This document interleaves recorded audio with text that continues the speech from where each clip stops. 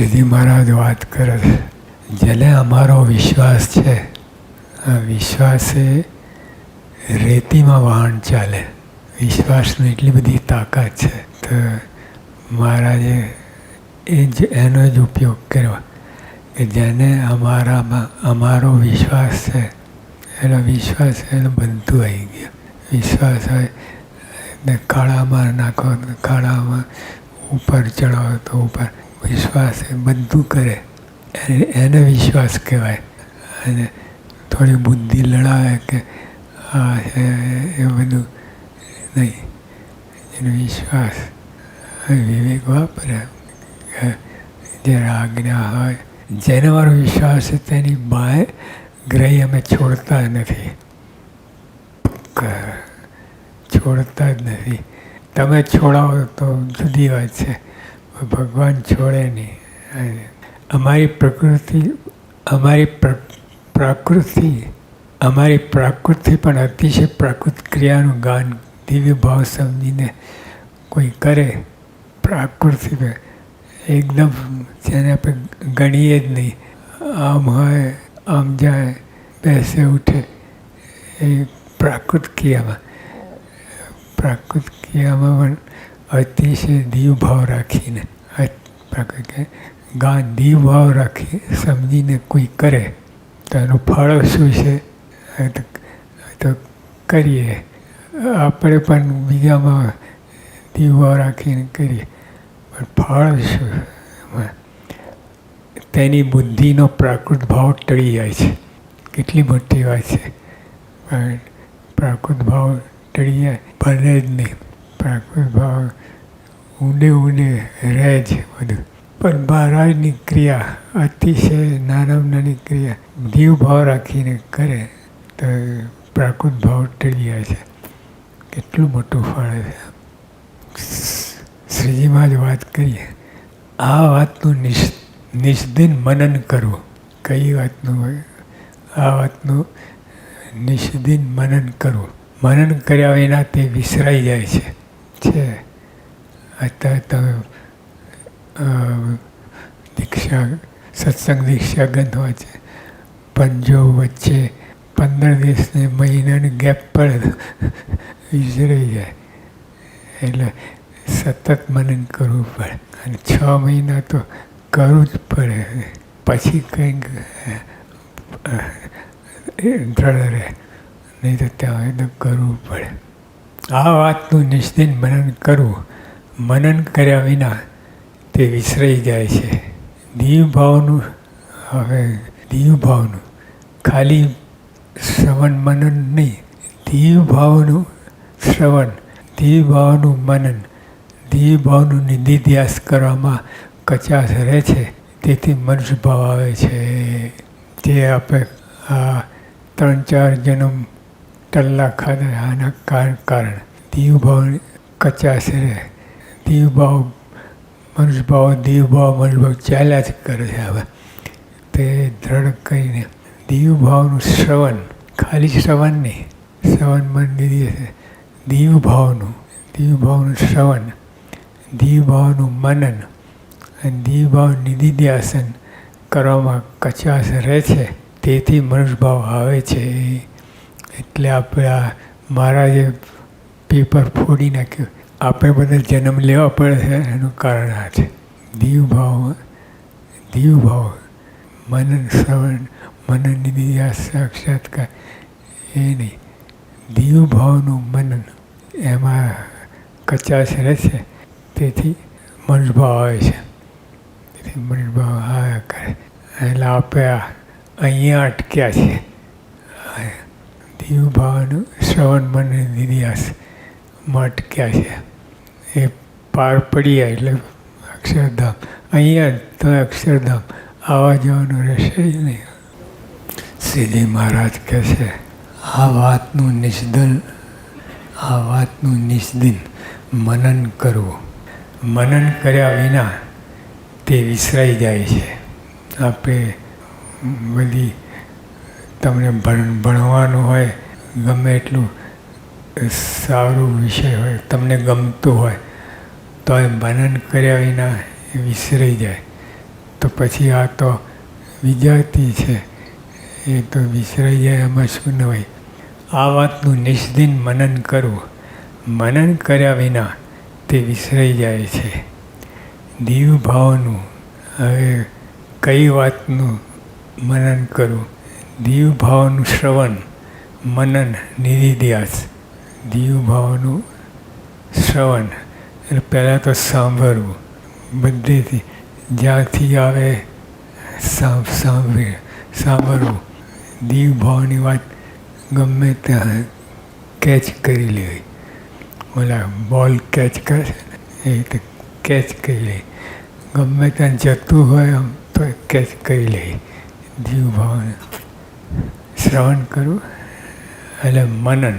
પછી મનન, આમાં તો બધું જ મનનમાં બધું આવી જાય, ત્યાગ ભાગ છે જ નહીં. મનન એટલે બરાબર ઉતારવું, જીવમાં ઉતારવું. અને નિધિધ્યાસ, રાત દિવસ એનો અભ્યાસ કરવો. તો દીવ ભાવનું શ્રવણ, મનન, નિધિધ્યાસ કરવામાં કચાશ રહે છે. તેથી મનુષ્ય ભાવ આવે છે. મનુષ્ય ભાવને તો આપણે આ વારે વારે જન્મ મરણ થાય છે આપણે સત્સંગીમાં. બીજાને તો કોણ પૂછે છે? પણ સત્સંગીમાં આનું કારણ આ જ છે. દીવ ભાવનું મન, નિધિધ્યાસ જેટલું કચાશ હોય તેટલું તેથી મનુષ્ય ભાવ આવે છે. આપણે દીવ ભાવ આવે છે, પણ ક્યારેક સારી વાતો થાય, સારા પ્રસંગો બને તો એકદમ દીવ ભાવ આવી જાય. ઓહો. પણ પછી સામાન્યપણે આપણા જેવા છે, શું ફેર છે એમાંય રે. એટલું સાવ એવું ના કહે, પણ ઢીલાશ તો આવી જાય. એટલે મનુષ્ય ભાવ દેખાય. ખાવા પીવા, ઉઠવા, બસવા, ચાલ, હરા ફરો આપણા જેવા જ લાગે. એટલે મનુષ્ય ભાવ આવે. તો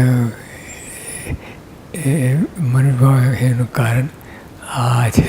પણ અખંડ દીવ ભાવ રહે એ જ કરવાનું છે આપણે. અખંડ દીવ ભાવ રહે એટલે તો સ્થિતિ થઈ ગઈ છે, બાકી રહે નહીં. મહારાજ કહે છે દિવ્ય દૃષ્ટિમાં અપાર સુખ રહેવું છે. અને દૃષ્ટિ એવી સૃષ્ટિ, અને દૃષ્ટિમાં દીવ ભાવ હોય, અપાર સુખ રહેવું છે. એ ખરી વસ્તુ છે. આપણે કલ્પના લાગે, દેખાય બધું, પણ ખરી સાચી ભાવ. અક્ષરધામમાં બધું દિવ્ય બધું છે. અને એ જ અક્ષરધામ અહીંયા જ છે.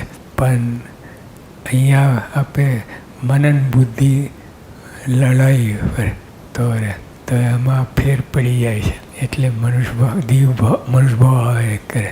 દિવ્ય દ્રષ્ટિ અપાર સુખ રહ્યું છે.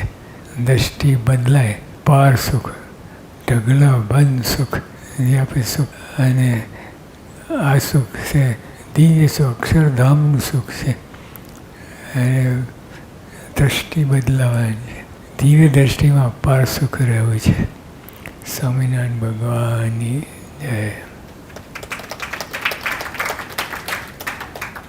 અનેક જન્મ અનેક માટે મુંડાયું છે. કાકા, ભત્રીજા અને બધા આનંદ સગાવાલા એના માટે મુંડાયું છે. એટલે ખપી ગયા છીએ આપણે. અને આ વખતે અક્ષર પુરુષોત્તમ માટે જ મુંડાવું, બીજા કોઈ માટે નહીં. એક અક્ષરને પુરુષોત્તમ. બીજા બધા તો થઈ ગયું, બધું ધામધૂમ થઈ ગઈ અને કાંઈ વર્યું નહીં, કાંઈ મળ્યું નહીં. હવે અક્ષર પુરુષોત્તમ માટે મુંડાયું છે. એટલે બધું પ્રાપ્ત થશે. અને મુંડાયું છે એટલે સમર્પિત બધું જ એમને માટે. બીજા અનેક જન્મ કાકા મામા બધા માટે મુંડાયું છે. કાંઈ મળ્યું નથી આપણને, કોરા ધાકોર રહ્યા. હવે આ મુંડાયું છે અક્ષર પુરુષો માટે. બધું જ મળશે, બધું જ પ્રાપ્ત થશે, અક્ષરધામ મળશે. સ્વામિનારાયણ ભગવાન વાત કરે છે, અલૌકિક ભાવ લાવીને સત્સંગ નથી કરતો તેટલો કુસંગ છે. અલૌકિક ભાવ લાવીને. એટલે આ કોઈ મનુષ્ય નથી.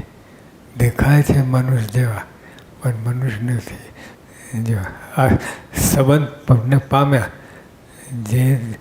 જેને ભગવાન અને સ્વામીને સંબંધ થયો, અને સંબંધવાળાને સંબંધ, એનોય સંબંધવાળા, એ બધા સંબંધનો જ મહિમા છે. એટલે આ બધામાં અલૌકિક ભાવ લાવીને સત્સંગ નથી કરતો તેટલો કુસંગ છે. અલૌકિક ભાવ લાવીને, એટલે સામાન્ય મનુષ્ય જેવા ગણે એવી રીતે કરે તો એટલો એ બધો કુસંગ છે. ભલે ગમે એટલો આખી દુનિયાનો રાજા હોય, બ્રહ્માંડનો અધિપતિ હોય, પણ આવી રીતે વર્તે. આ સત્સંગમાં દીવભાવ લઈ જેવા કૃષ્ણ ભગવાન હતા, એટલે પેલા બાળ ગોવાળ, બધી ગોવાળ મંડળી બધી એઠું જૂઠું બધું ખાતા હતા. અને બ્રહ્માજી આવ્યા જોવા, દર્શન કરવા, પાછા વળી ગયા. કે પછી વાત સમજાય ત્યારે પછી કૃષ્ણ ભગવાન હાથ ધોવા ગયા, તો એને થયું કે માછલાનું રૂપ લઈને પ્રસાદીને કણ લઈ લો. હાથે લૂછી નાખે ગાયને. એટલે આ બાલચરિત્ર કરે. ભગવાન હતા, જાણતા હતા, દર્શન કરવા આવેલા, પણ તો ગોથા ખાઈ ગયા. એટલે આપણે બધામાં સંબંધવાળા હોય, પણ એમાં અલૌકિક ભાવ લાવીને સત્સંગ નથી કરતો તેટલો કુસંગ છે.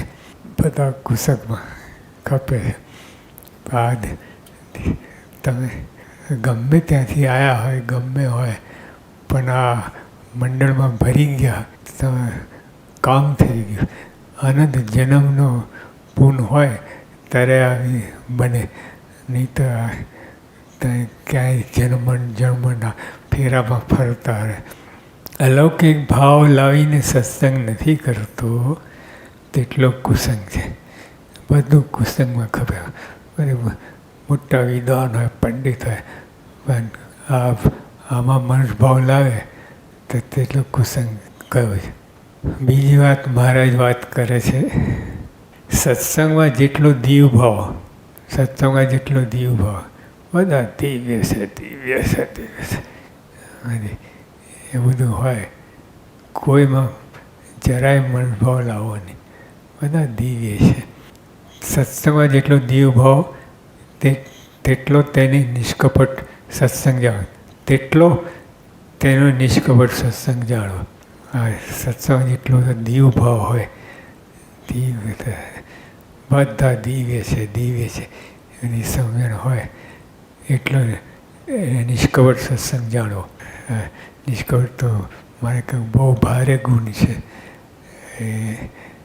એટલે એ નિષ્કપટ થવું કહેવાય. તો કેવી રીતે સત્સંગમાં જેટલો દીવભાવ તેટલો તેનો નિષ્કપટ સત્સંગ જાણો. એટલે આવી રીતે થયું છે. સત્સંગ બધા દિવ્ય સંબંધનો મહિમા છે. ભગવાનનો સંબંધ થયો એટલે નહીં તો આપણે 84માં ફેરા ફરતા હોત.